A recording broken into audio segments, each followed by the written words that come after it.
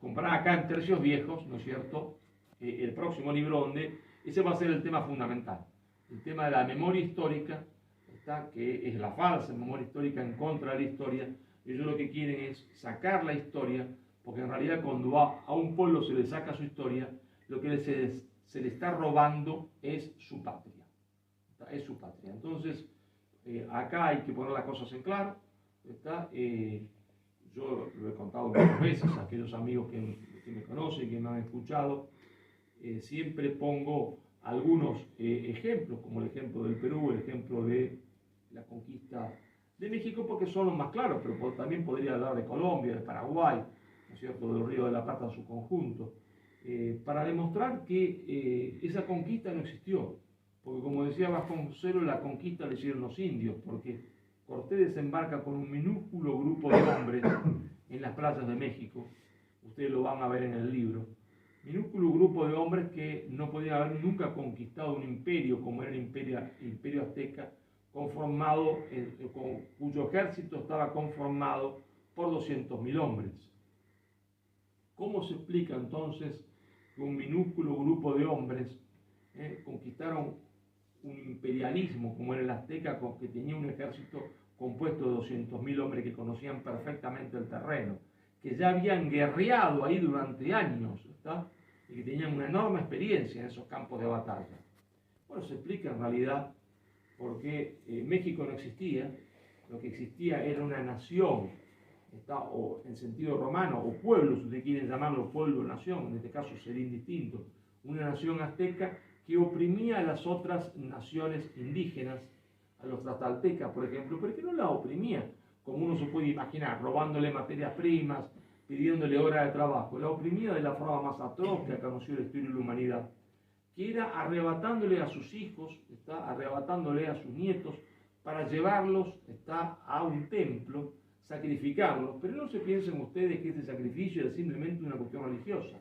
No, esos hombres y niños y mujeres que se iban a sacrificar, se sacrificaban porque iban a ser después el alimento principal de la nobleza azteca y de la casta sacerdotal azteca, y esos cuerpos descuartizados se vendían en carnicerías. Eran carnicería de carnes humanas. Ustedes lo van a encontrar perfectamente en el libro, esto descrito. Durante años los negros legendarios negaron esto, ya la evidencia no puede negarlo más, porque cada vez que aparece que hay que hacer una excavación para ampliar el metro, para repararlo o para reparar algo de la Catedral de México, se encuentran paredes gigantescas. Ustedes saben que las paredes históricamente desde la época de los asirios y caldeos en la Mesopotamia, ellos inventaron el ladrillo, se hacen con ladrillo, que se van pegando unos a otros, ¿cierto? Y cuando no hay ladrillo o hay piedra en el lugar, con piedras que se van poniendo una arriba de otra y pegando, ¿no es cierto? Se han hecho las paredes en Castilla o donde sea, con ladrillo o piedra hasta el día de hoy.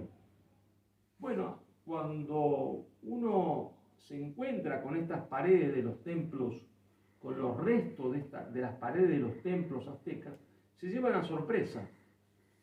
Cuando saca el revoque, como si nosotros sacamos el revoque de esta pared, encontraremos ladrillo o piedra. Ahí cuando uno saca el revoque se encuentra con una sorpresa.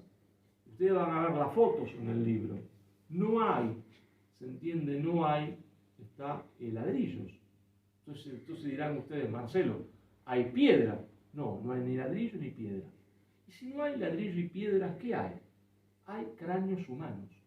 Era tal la cantidad de víctimas que los aztecas mataban por año que tenían suficientes cráneos humanos para construir las paredes.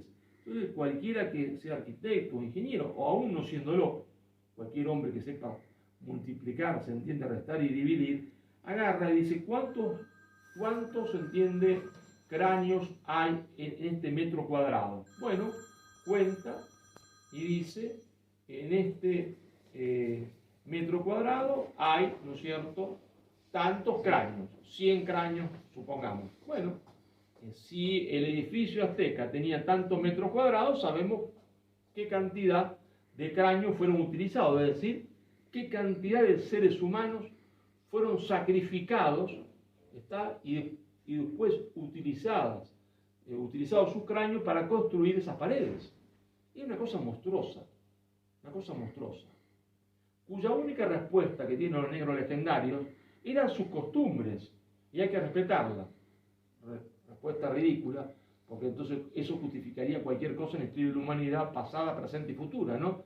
Entonces mañana se entiende en China, a alguien se le ocurre, se entiende, matar 200 millones de personas como si fuese un cucarache y decir, son otras costumbres y hay que respetarla, ¿no? Ridículo, ¿no? Entonces estamos en presencia del imperialismo más macabro de la historia de la humanidad. Prescott dice que 20.000 personas por año mataban a los aztecas. Pero él, que era un negro legendario, es decir, no lo dice en contra de España, dice tratando de defender a los aztecas.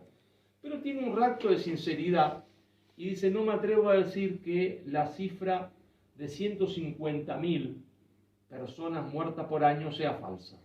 No me atrevo a decir esto. Que dan otros autores. Entonces yo dije, bueno, si lo que más dicen pone 150.000 y el que menos dice pone 20.000, seguramente la verdad estará en el medio, ¿no? 80.000. Pero ustedes toman conciencia de lo que quiere decir 80.000 personas sacrificadas por año. Es decir, 80.000 por 10 da la friolera de ¿cuánto? 800.000. Y si eso lo multiplicamos por 3, da 240.000. Está en 30 años, que es la cifra desde que se inaugura el templo de Tenochtitlán hasta que llega, se entiende, Hernán Cortés. Pero si tenemos en cuenta que en toda la península, en todo Mesoamérica, había 4 millones de habitantes, y de eso hay que sacar el 12%, 15% que era azteca, ¿está? Y vemos la proporción de muertos, ¿está? 240.000, la proporción es gigantesca. Si jamás la historia de la humanidad vio, se entiende, algo semejante. ¿Está? Jamás vio. Es decir, los aztecas estaban cometiendo un genocidio que es detenido no por Cortés, sino Cortés organiza a esos pueblos sometidos por los aztecas, porque esa era la contradicción principal. Los organiza, se entiende, porque estaba en juego su vida, la vida de ellos. La contradicción principal era vida o muerte. Los organiza para marchar contra, se entiende, el imperialismo azteca, y entonces los vence. Los vence porque Cortés conduce un ejército de 300.000. 300.000 son más de 200.000, ganan la guerra. Pero a su vez hay que preguntarse, y es que todos los aztecas combatieron contra Cortés y los 300.000 hombres que lo acompañaban. No. La mayoría de la población azteca no combatió. Combatió la nobleza, la casta sacerdotal. ¿Y por qué no combatieron los otros aztecas?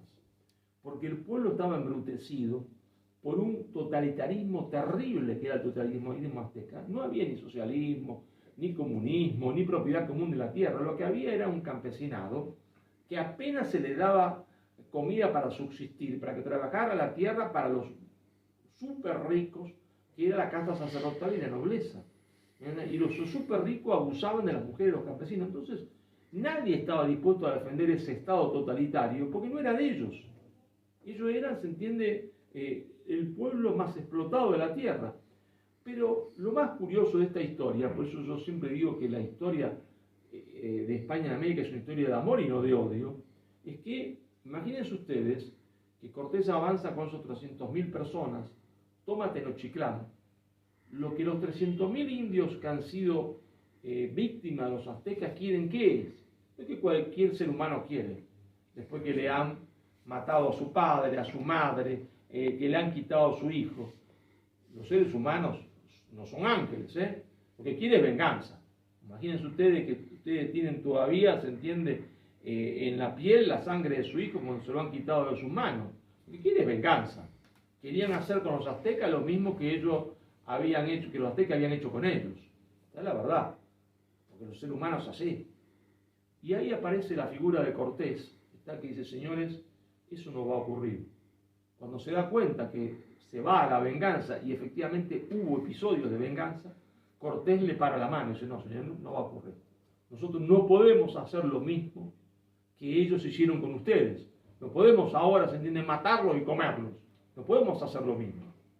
Porque en realidad lo que Cortés lleva a México es un proyecto de justicia y libertad superior. Es un proyecto superior. ¿Está? donde le dice a todos que todos los hombres son iguales, ¿no? Que todos los hombres son iguales. Y por lo tanto esa historia de matanzas, esa historia de antropofagia se terminó para siempre, que nunca más va a haber eso, ni antes ni después, se acabó. No va a comportarse los vencedores como se comportan los recientes vencidos, no. Y entonces hay una reconciliación gigantesca, y recordemos que son más los liberados que los vencidos, ¿no? Pero una reconciliación donde participan todos y donde va a haber, se entiende, fundación de colegios, fundación de universidades, donde no va a haber intento de quitarle su identidad cultural, como dicen los negros legendarios. ¿Cómo podemos comprobarlo? Muy sencillo, porque nadie que intente quitarle la identidad cultural del otro le va a construir al otro una gramática y le va a enseñar a escribir, ¿está? Va a poner su lengua por escrito. Los aztecas no tenían lengua escrita, ni tenían gramática.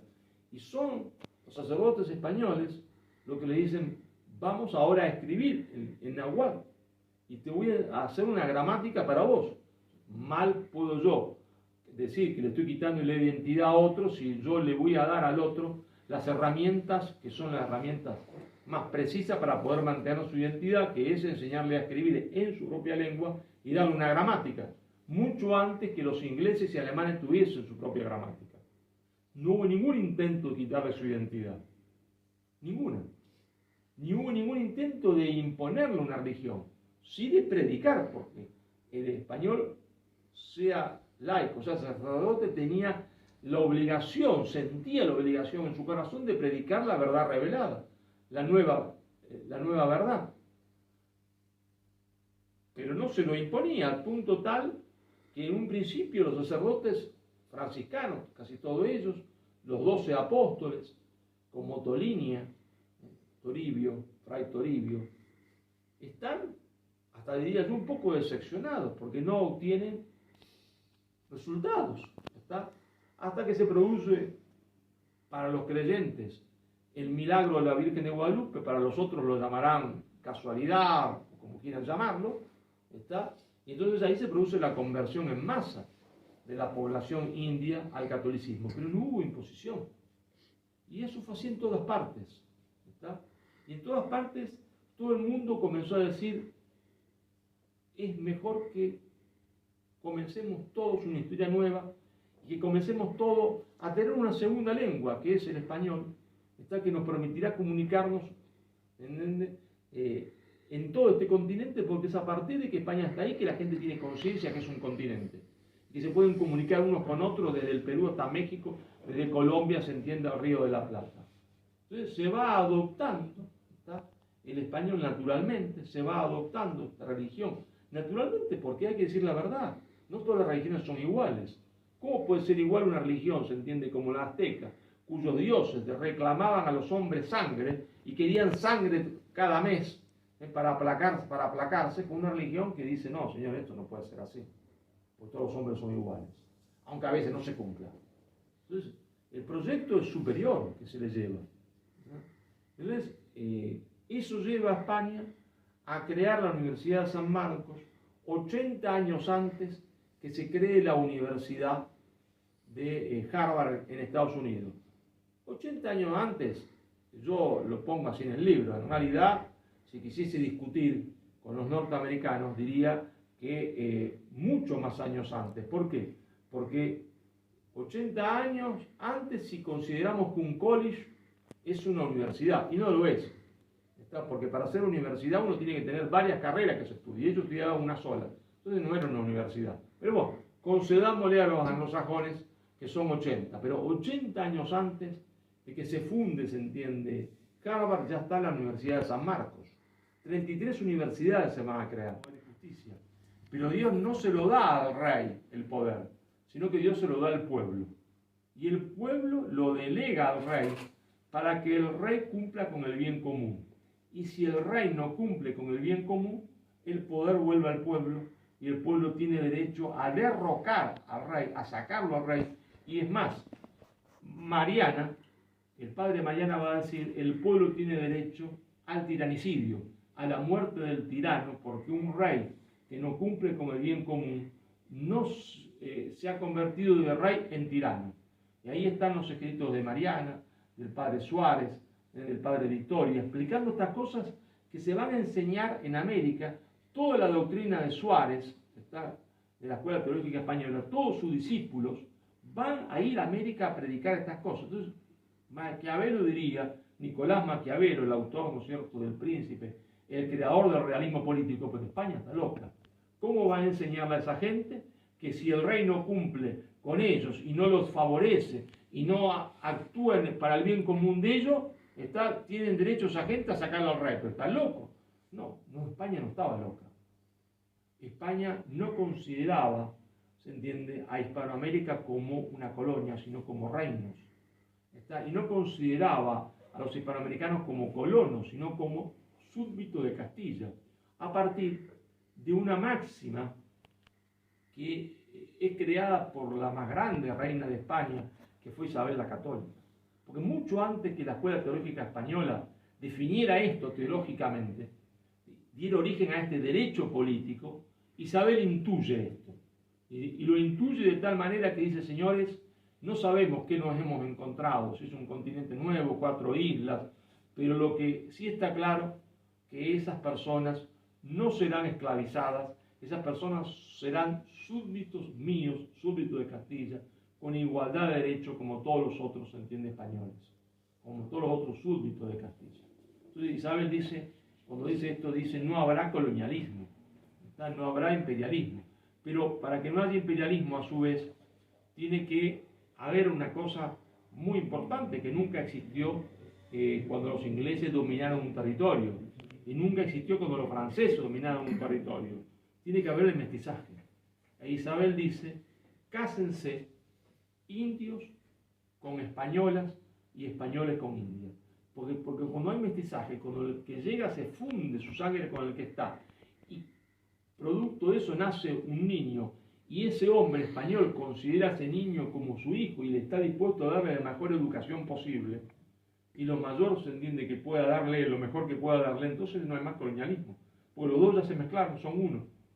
Y el ejemplo de esto lo tenemos, ustedes lo van a encontrar en el libro, en 2 figuras paradigmáticas, yo nombro muchos más en el libro, que son, ¿no es cierto?, el hijo de Hernán Cortés, Martín Cortés Maritzin, y Garcilaso de la Vega, ¿está? Hijo de una princesa quechua, inca, y papá, se entiende, guerrero español.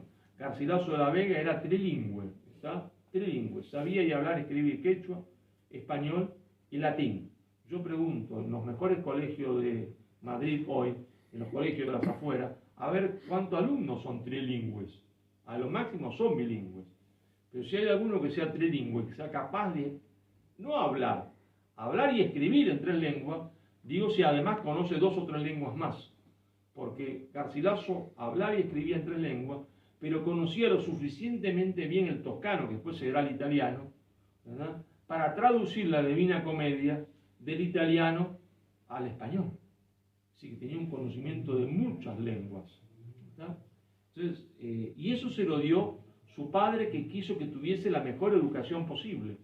Pero el hijo de Hernán Cortés, ¿está?, también tuvo la mejor educación posible, a punto tal que los mismos que educaban, ¿no es cierto?, a el futuro rey de España, que va a ser Felipe II, educaban al mestizo, al hijo de Doña Marina con Cortés.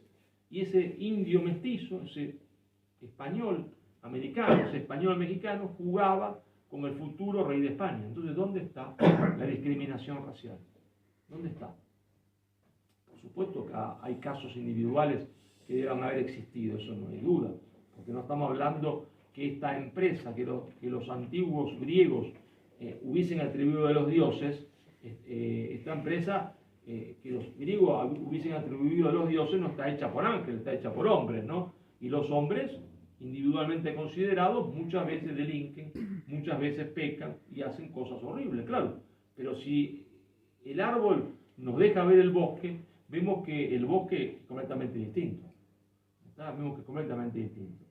Entonces, la leyenda negra, que es el huevo de la serpiente de los problemas que se sufren en Hispanoamérica hoy y en España hoy, ¿no es cierto?, se derrumba como un castillo de naipes cuando nosotros ponemos la verdad sobre la mesa y no tenemos miedo a decirla, porque estas cosas son políticamente incorrectas. Estas cosas implican decirle que a uno lo echen de la universidad, de esto, de lo otro, porque hay, se entiende, una dictadura de lo políticamente correcto. ¿Está? Y entonces, dentro de esa dictadura de lo políticamente correcto, se entiende, es políticamente correcto ser negro legendario e insultar, se entiende, la conquista española de América. Cualquier cosa que se diga en contra de esto, uno se convierte en un hereje y debe ser quemado en la plaza pública. ¿Está? Porque ellos son democráticos siempre y cuando uno diga lo que ellos quieren que digan, si no se transforman en los más grandes totalitaristas o personas totalitarias. Bueno, esto ustedes lo encontrarán, todos los detalles de lo que yo he dicho en el libro, pero para vencer ese pensamiento único, para vencer esa dictadura de lo políticamente correcto, el autor necesita de ustedes. ¿Está? El autor y otros autores, porque yo no soy el único. ¿Está? Hay otros que me han precedido en esta lucha y otros que continuarán. Los autores, los autores necesitan de ustedes, que ustedes entienden, recomienden los libros, este y los otros, ¿está? Lo lean, lo estudien, debatan, lo recomienden, lo regalen, es decir, sin ustedes la obra se muere, ¿está? La obra se muere y por lo tanto se muere también la lucha contra el pensamiento único, contra la dictadura de lo políticamente correcto, y entonces la verdad no puede triunfar y sin verdad nunca seremos libres. Muchas gracias.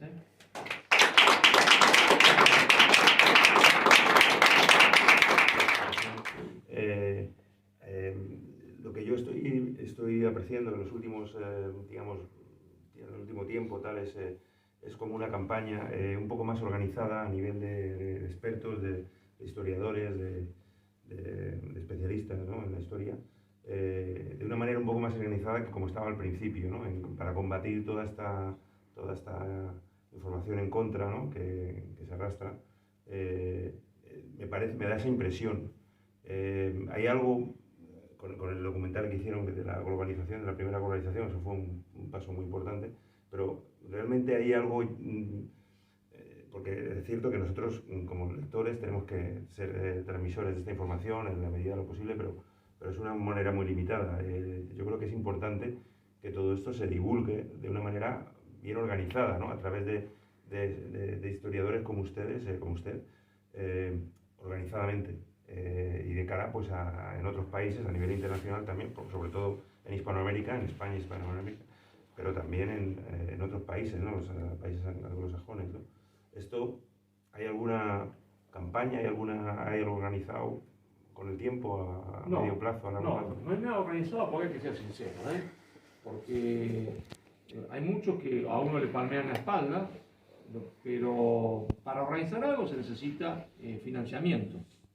Si uno quiere montar un gran congreso, ¿se entiende?, sobre la verdad histórica de la conquista española de América y traer a algunos, hay otros argentinos como yo, como Patricio Lons, que es extraordinario, ¿no es cierto?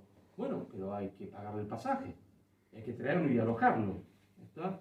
Yo cuando vine el año pasado para presentar mi libro, el pasaje me lo pagué yo, ¿está? No me dieron un duro, como decían antes, ¿está?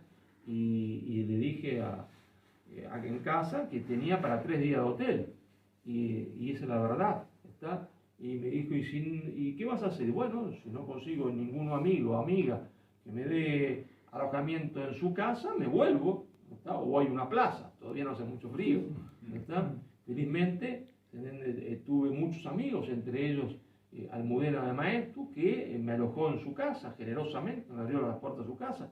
Otros amigos que me organizaron cosas como Lourdes, que está acá. Sí, un montón de amigos que comenzaron a organizarme presentaciones, pero cuando uno va y le dice a los políticos, vamos a hacer algo, y hay que comprar 10 pasajes, todos se borran.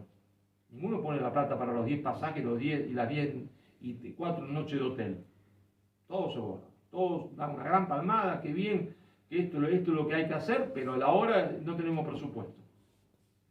Y uno va, hasta ahora es así, ojalá cambie, va a otros empresarios y le dice, bueno, está todo muy bien, pero pagate 10 pasajes, ¿está?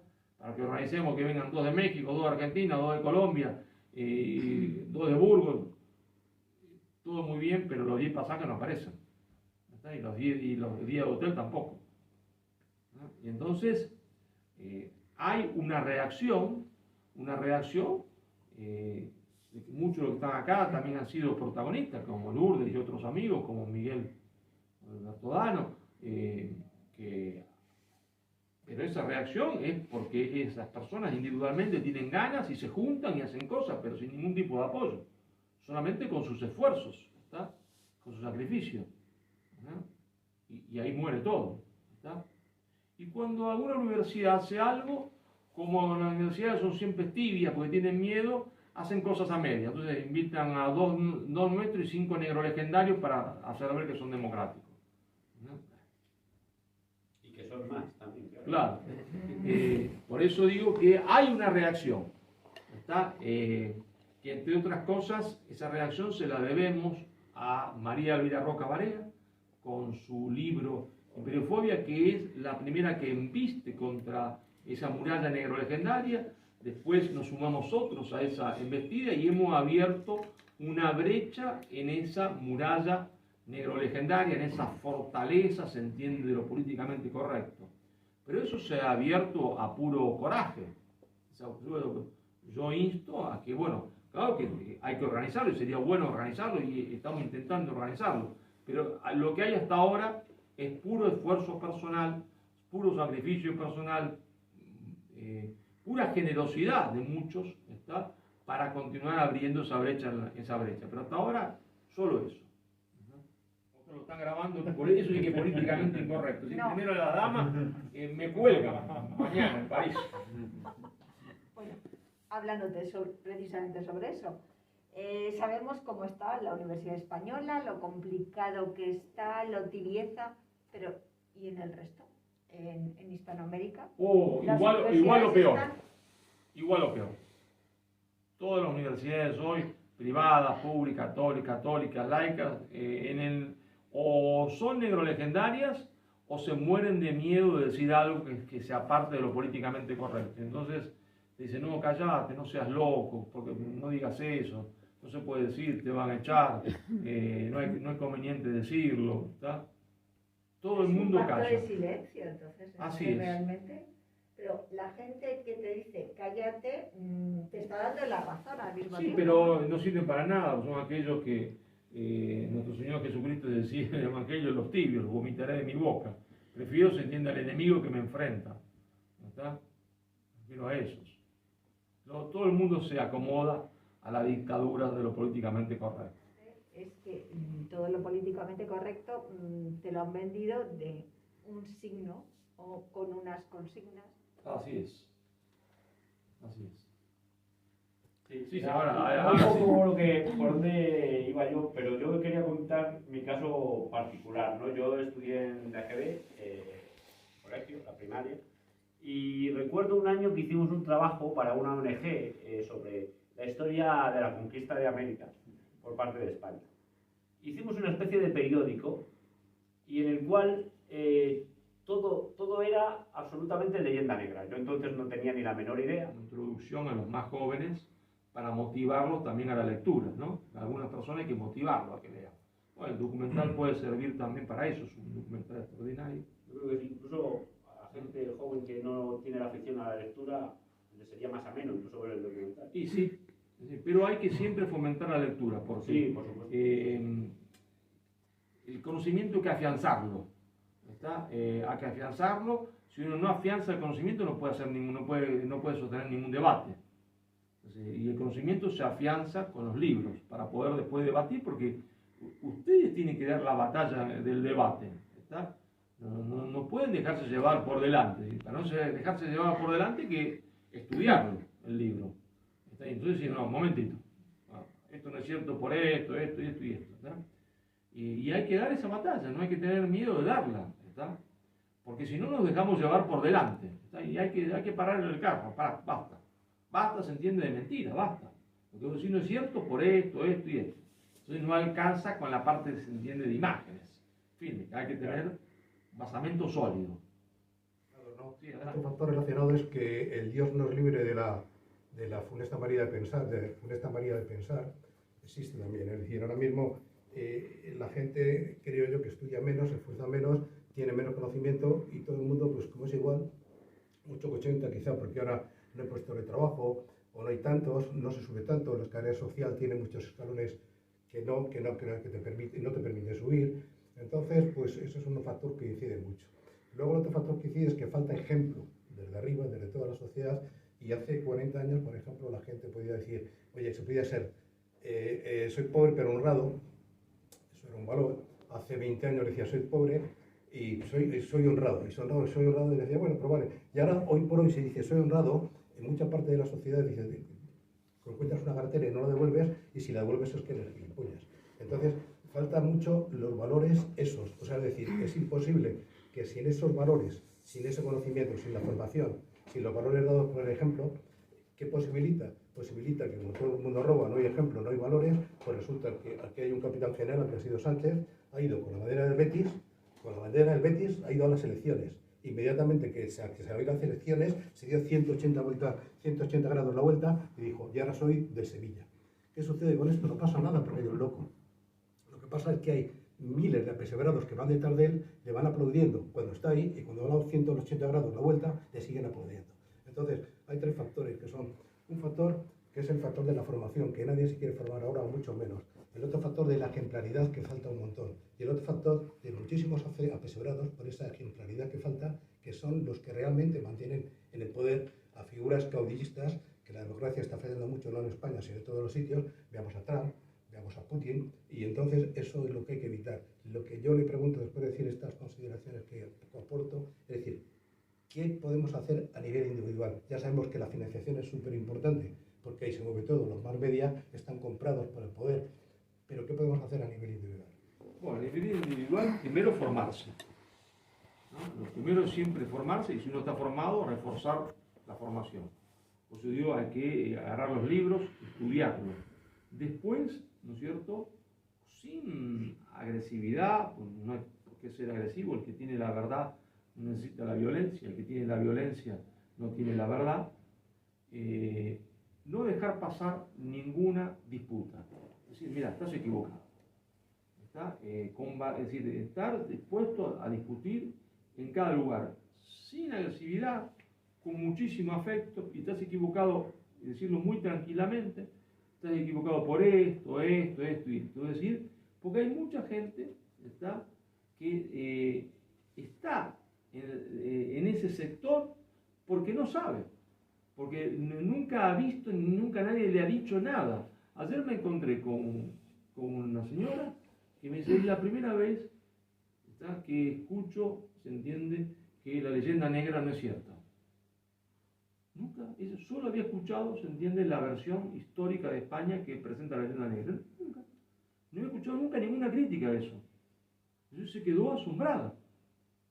Y dijo, pero por los datos. Entonces estaba asombrada y ahí cambió radicalmente. Dice, pero me han engañado. Entonces, y ahí hay muchísimas personas. No vale la pena discutir con el militante político. Eso no hay que discutir. Ni con esos profesores que en realidad son militantes políticos disfrazados de profesores, militantes políticos disfrazados de investigadores. No, porque a ellos no les interesa la verdad. A ellos les interesa, se entiende, simplemente hacer política y no la verdad histórica. Pero la gran mayoría no está en esa postura. Entonces, a esos hay que convencerlos, hay que explicarles con mucho cariño y hay que mostrarles los hechos. Si uno le muestra los hechos, pues nosotros no decimos nada que no sea comprobable. ¿Es verdad o mentira que hay 33 universidades? Que Lima estaba lleno de hospitales, 20 y pico de hospitales. Que esos hospitales eran gratuitos. Ustedes lo van a encontrar en el libro. Donde se atendían todas las razas y todas las personas sin distinción social, de clase social o de raza, como no pasa hoy, porque hoy si uno no tiene plata, no va a un hospital bueno en Lima, se muere. Bueno, en esa época todos iban al mismo hospital. Ricos y pobres, indios, indios, blancos, mestizos, criollos, y gratis todos. ¿Es verdad? Y ahí están, ahí están.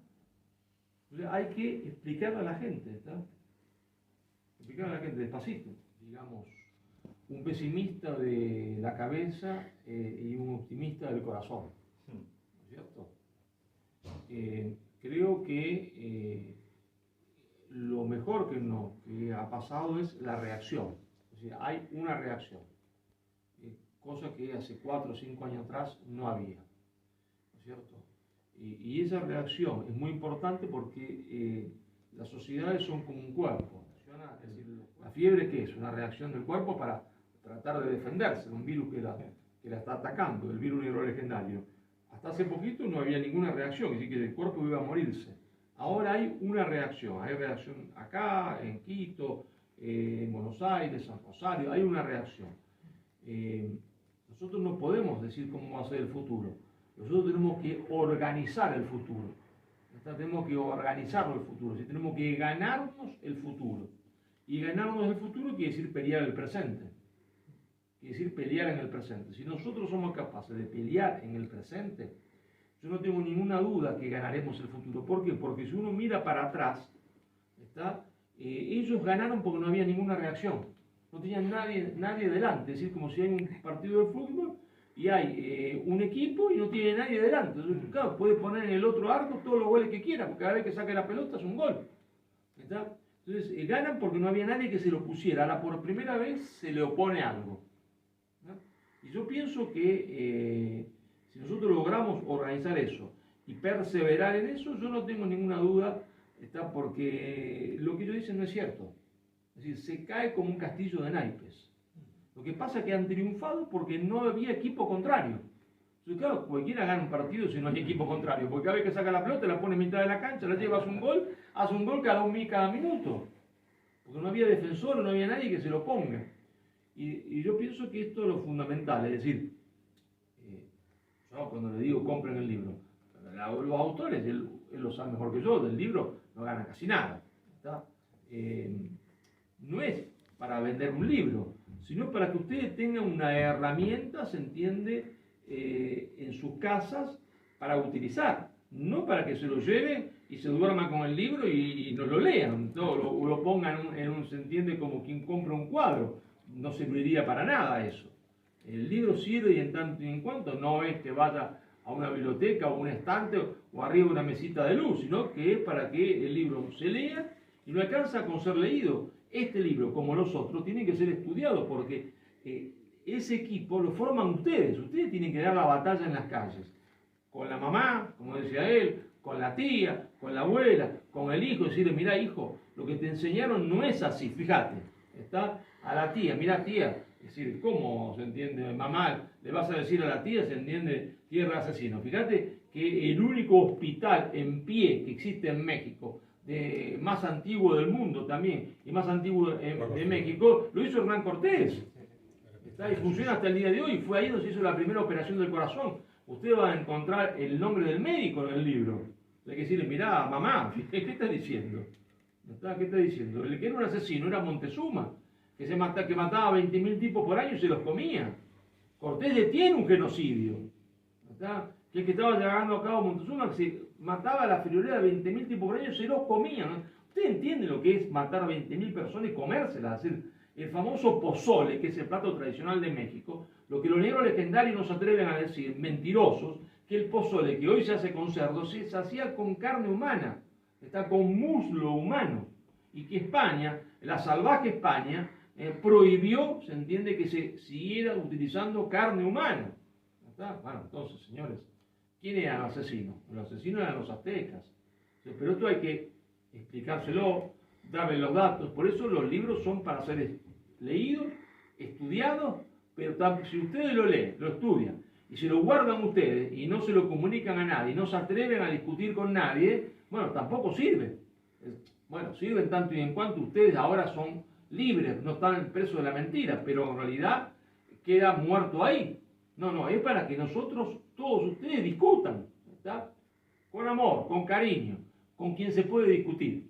Con los que son profesionales de la mentira no hay que discutir, porque ¿para qué discutir con un profesional de la mentira y la falsedad? Él trabaja de eso.